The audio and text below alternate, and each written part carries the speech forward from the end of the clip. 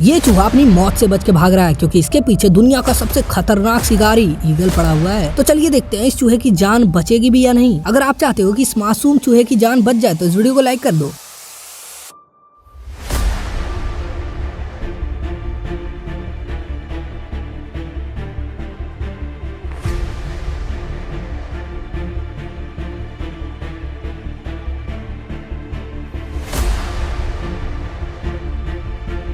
आप कमेंट में बताओ कि आप किसका साथ दे रहे थे, ईगल का या चूहे का।